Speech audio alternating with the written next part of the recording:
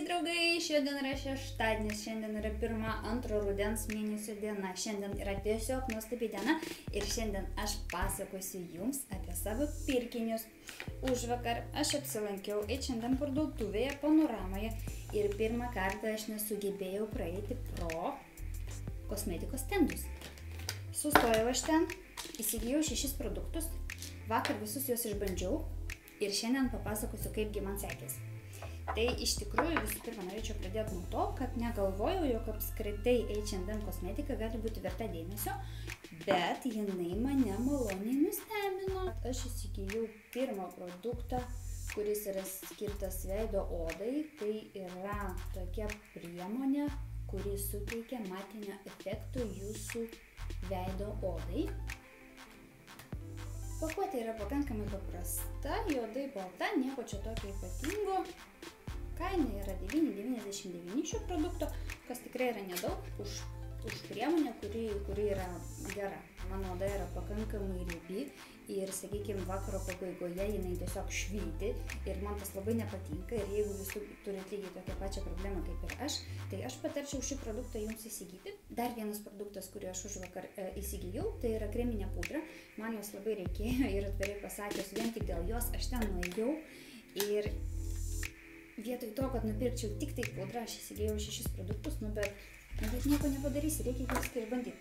Tai pakuotė vėlgi yra labai paprasta, plasmasinė, nepasakyčiau, kad jinai yra labai prabangi, bet koks skirtumas. Ir iš tikrųjų konsistencija jos yra labai maloni, labai fainai ir švelni. Pirmą kartą gyvenime aš tiesiog idealiai pataikiau su atspalviu, nes dažniausiai būdavo taip, kad aš įsigydavau arba per šviesią kreminę pudrą, arba per tamsią, tačiau užvakar tiesiog laimė man nusišypsojo ir produktas yra idealiai tinkantis man ir patinkantis. Tai tikrai aš ją naudosiuos, tikrai aš jos nekeisiu ir aš manau, kad vėliau aš vėlgi įsigysiu. Tai jeigu jums reikia kreminės pudros, jeigu jūsų oda yra mišri, tai aš tikrai pasiūlyčiau ją. Dar vienas produktas, kuris yra skirtas jūsų veido odai, tai yra concealeris. Štai toks concealeris. Ten yra kelios spalvos pasirinktinai, tačiau aš išsirinkau tokią spalvą ir vėlgi, žinokit, aš pataikiau, nes jis man idealiai tinka. Šiaip petėlis toks yra labai paprastas, kaip lūpų dažų, nežinau, lūpų blizgėsio. Labai fainas, labai sodrus, labai gerai maskuojantis paraudimus, sakykime, tai jeigu jūsų oda yra probleminė ir jūs norėtumėt paslėpti kažkokius trūkumus, tai šis produktas jums tikrai tiks, lygiai taip pat kaip tiko man. Dar vienas mano užvakar padarytas pirkinys, tai yra akių kontūras,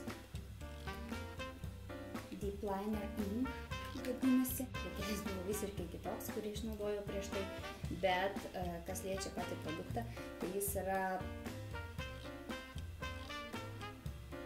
Šis produktas yra fantastiškas. Visų pirma dėl to, kad jis yra labai sodriai juodas. Kitas dalykas, kad jis netrūkinėja. Ir dar trečias dalykas, kad jis labai greitai džiūsta. Tačiau aš negalėčiau pasakyti, kad visi mano įsigyti produktai man vienodai patiko.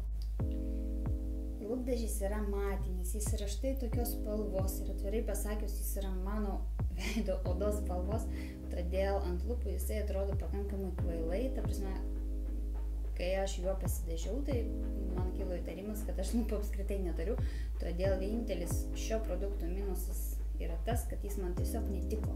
Man netiko. Ir paskutinis produktas tai yra tiesiog nerealus, tiesiog awesome, tiesiog vertas visų jūsų dėmesio. Tai yra nagų lakas. Jis yra labai fainas, jis yra tikrai gražus ir man prireikė vos 2 sluoksnių lako, kad aš turėčiau jį ant savo nagų. Ir jis labai gerai laikosi, jis labai greitai džiūsta, jis yra labai malonios konsistencijos ir jis yra tikrai labai sodrus tos spalvos. Ir žinokit, pirmas dalykas, kurį aš padarysiu kitą kartą apsilankiusi H&M parduotuvėje, tai aš įsigysiu tokių lakų gal kokius kelis, mažiausiai 4 įvairių spalvų tam, kad turėčiau jų daug, nes jie yra tikrai labai, labai faini. Tai ką, iš tikrųjų tai viskas, ką aš norėjau papasakoti. Ar verta pirkti H&M kosmetiką? Taip, sakyčiau taip. Ačiū už jūsų dėmesį, aš linkiu jums gražaus šeštadienio, gražaus vakaro, gražaus spalio ir einam